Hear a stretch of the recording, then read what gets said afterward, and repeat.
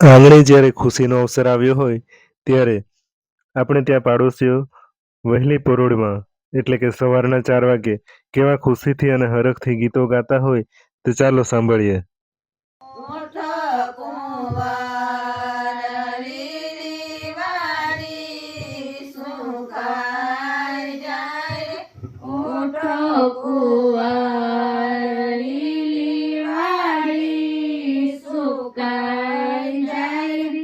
ઊઠ કુંવાર લીલી વાડી સુકાઈ જાય.